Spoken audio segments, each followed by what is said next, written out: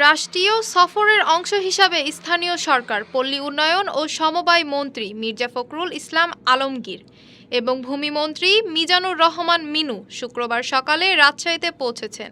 সকাল ৮টায় US Bangla airlines এর ফ্লাইটে তারা শাহ মখদুম বিমানবন্দরে অবতরণ করলে স্থানীয় প্রশাসন ও রাজনৈতিক নেতারা তাদের স্বাগত জানান।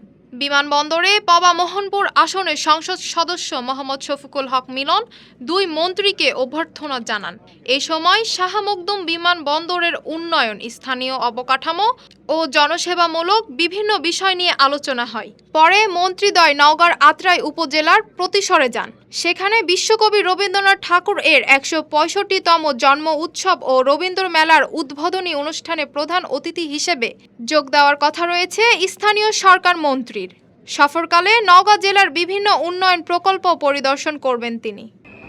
Sadia Tabassum, daily citizen voice.